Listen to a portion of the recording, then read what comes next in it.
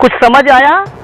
Speed हो गई शायद ये वीडियो, और आपने देखा पर कुछ समझ आया होगा और कुछ समझ नहीं आया होगा। तो हम इस वीडियो को आराम से पूरे धीरे धीरे तरीके से आप तक पहुंचा रहे हैं। देखते रहिएगा इस खबर को। आप राजनांदगांव शहर के ग्रीन सिटी कॉलोनी को देख रहे हैं। इसका लोकार्पण 1 मार्च 2009 में किया गया था।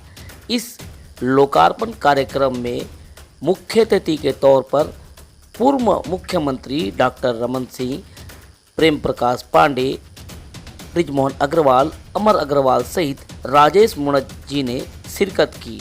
इन सभी अतिथि के आतिथ्य में लोकार्पण कार्यक्रम को संपन्न किया गया था।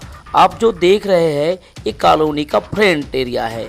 इस कॉलोनी में लगभग 100 से ज़्यादा ब्लॉक है और इस ब्लॉक को जो देख रहे हैं ये प्लेटिनम के अंतर्गत आता है। अमूमन सभी कॉलोनी में कोई न कोई एरिया होता है जिसे नाम दिया जाता है और इसे भी नाम दिया गया था प्लेटिनम। और आप देखें और खबर पे पूरी ध्यान रखें। साहब, अमीरों के घर में बैठे कौवे भी मोर लगते हैं और गरीब के घर के बच्चे चोर ही नजर आते हैं कभी कभी। आपको हमने पहले कहा था कि जो वीडियो गए उसको देखे, शायद स्पीड हो गए थे।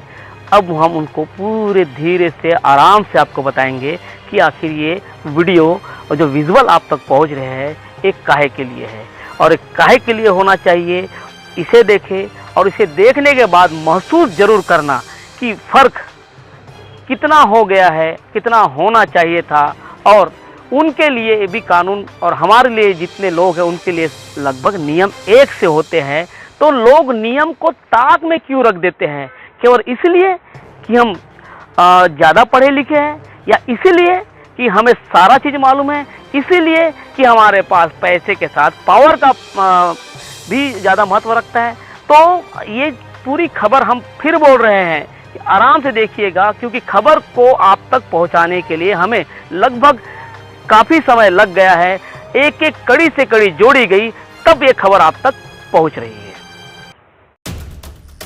इस आलीशान शानदार कॉलोनी ग्रीन सिटी को पूरे अब 13 साल 9 या 10 महीने के आसपास हो रहे हैं। वैसे ये बताने की ज़रूरत नहीं है कि कॉलोनी में समृद्ध पढ़े लिखे और बहुत इज्जतदार लोग इस कॉलोनी में निवासरत है। आपने खबर का वो हिस्सा देख लिया होगा कि जब ये कॉलोनी बनी और बनने के बाद कॉलोनाइजर ने उन कॉलोनी वासियों के हैंड ओवर कर दिया था, तो उस समय कौन कौन आए थे, जो हर बार मुखिया के तौर पर हर कॉलोनी में होता ही है और वो इनॉग्रेशन के टाइम आते हैं। वो तो रही बात अच्छी है। अब जो विजुअल देख रहे हैं वो इस कॉलोनी के पीछे साइड का है। हमने आपको पहले इसके फ्रंट के मतलब कॉलोनी के भीतर के विजुअल बताए थे। जो एक घर है 19 से 20 जो लगभग उसके विजुअल थे। ये घरों के ठीक पीछे के विजुअल है जो आप देखने जा रहे हैं। इसे देखिए। सड़क और ये वाहन जो देख रहे हैं ये कॉलोनी के ठीक पीछे वाली रोड पारी से लेकर पेंड्री तक के जाने वाले बाईपास है। इसी रोड से कच्चा रास्ता जाता है जो कॉलोनी के ठीक पीछे तक टच होता है और टच होने से ठीक पहले कॉलोनी का वो नहर वाला हिस्सा भी आपको देखना चाहिए।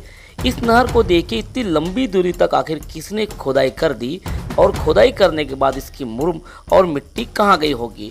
निश्चित तौर पे आप अंदाज़ा लगाएं। हमने हर एंगल में जाकर इसे देखा और इस खबर को आप तक पहुंचाने का प्रयास कर रहे हैं। बहरहाल पूरी कॉलोनी के जो पीछे वाला हिस्सा है उस पर अब कंस्ट्रक्शन हो रहे हैं और कंस्ट्रक्शन भी इतने अधिक बढ़ाकर कि किसी का 20 फीट तो किसी का 30 फीट और किसी ने 40 फीट तक के बढ़ा रखा है।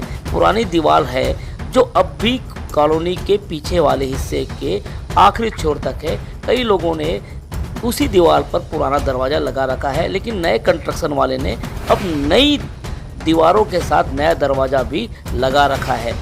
और जितनों ने भी अपने हिस्से को छोड़कर आगे अतिक्रमण किया, लगभग सभी ने अपने अपने दरवाजे लगा रखे हैं, ये देख सकते हैं। और कॉलोनी का वो हिस्सा भी देखिए जो आखिरी का है जहां पुरानी दीवारें आज भी है। अब अतिक्रमण के नाम से जिस तरह पूरे देश में और प्रदेश सहित हमारे राजनांदगांव जिले में जो कार्रवाई होती है, निश्चित तौर पे शासन प्रशासन के निगरानी में होती है और जो अतिक्रमणकारी होते हैं उस पर कार्रवाई होना भी चाहिए। लेकिन इस अतिक्रमण का क्या, इस पर कार्रवाई होगी भी नहीं ये पता नहीं। अब इस विभाग के सबसे बड़े अधिकारी क्या कहते हैं उसे देखें और जिस तरह वो बड़े आराम से और बहुत नज़र को हमसे बिना मिलाए अपनी जो बात कर रहे हैं, हाय लाजवाब है इनके बात कहने का तरीका। ऐसे अधिकारी होना चाहिए। कार्रवाई तो फौरी तौर पे नहीं, देरी के साथ शो कॉज नोटिस जारी कर दिया है, लेकिन इनका जो बयान है वो वाकई काबिल तारीफ है। नज़र झुका के जनाब ने बयान दिया है। से बसरपुर में जो नहर है और ग्रीन सिटी का जो कॉलोनी है उसमें लोगों ने कब्जा दिया है। हम जब गए और आप भी मुआयना गए, इस पर क्या हुआ? इस पर संज्ञान में आने पर जो है संबंधित अनुभागीय अधिकारी द्वारा के साथ निरीक्षण किया गया और संबंधित जो ग्रीन सिटी के जो अतिक्रमित किए हैं उनको नोटिस अनुभागीय अधिकारी द्वारा नोटिस दिया गया है और उस पर कार्रवाई की जा रही है। सर, आप मुआयने में गए थे, क्या देखा? हाँ, मुआवना में तो चूँकि वो कैनाल अबंडेंट कैनाल है, मतलब वहाँ से पानी नहीं आता है और चूँकि हमारे नहर को अतिक्रमित कर लिए हैं तो उनको नोटिस दिया गया है और उस पर कार्रवाई की जा रही है। क्या सर, कितने लोगों ने किया, कितना एरिया किया है? अब ये एरिया तो नहीं बता पाएंगे मगर ये लगभग 15-20 लोगों द्वारा किया गया है। क्यों उन्होंने? हाँ, उनके द्वारा रिप्लाई दिया गया है कि अगर अतिक्रमित है तो उनको वो हटा दिया जाएगा। अगर उनके द्वारा नहीं तोड़ा जाता तो क्या कार्रवाई करेगी डिपार्टमेंट? हाँ, तो उसके बाद जो है हम फिर तहसीलदार एवं एसडीएम साहब को कार्रवाई हेतु अग्रिम कार्रवाई करेंगे। का बयान आपने देख लिया होगा और बयान देखने के बाद जो शो कॉज नोटिस जारी हुए उन लोगों के लिए जो अतिक्रमणकारी है, लेकिन इस अतिक्रमणकारी के बीच जो घर में एक ऐसा ईमानदार है जो अपने स्थिर जगह से आगे बिल्कुल भी नहीं बढ़ा है और ना ही उसकी मंशा रही होगी। तो जो लोगों को ये नोटिस मिला है उसका जवाब दिए होंगे या देना चाहिए। अब संबंधित अधिकारी ने अपने से जो और भी संबंधित अधिकारी है, एसडीएम है या शायद कलेक्टर साहब है और निगम के कमिश्नर है, इतने दिनों के बाद क्या नोटिस उन तक नहीं पहुंच पाई होगी? यदि नोटिस पहुंच गई है तो अब तक इस पर कार्रवाई क्यों नहीं हो रही है? क्योंकि सबसे बड़ा मामला जो आता है, इस खबर को लेकर हम जब बनाए तो प्रदेश के मुखिया ने सीधे तौर पर नरवा गरवा घुरवा बाड़ी को लेकर जो महत्वाकांक्षी योजना बनाई है उसे लेकर खासकर अधिकारी और जनता अवेयर रहती है। केवल शोकाश नोटिस से काम चलेगा? कार्रवाई होगी भी या नहीं?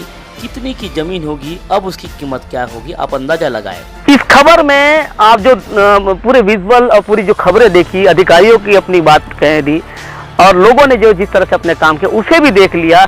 इस कड़ी को जोड़ने के लिए मेरे खास सहयोगी जो मेरे ही जैसे खबरों में बने रहते हैं, ऐश्वर्य खोबरागढ़े हैं और उन्होंने भी बहुत ज़्यादा मेहनत की है और हम आपसे अपील करते हैं, आपसे निवेदन कर रहे हैं कि आप किसी भी समस्या, सुझाव और विचारों को हम तक पहुंचा सकते हैं। हमारे नंबर दिए हुए हैं या हमें कमेंट बॉक्स में भी अपने मैसेज भेज सकते हैं।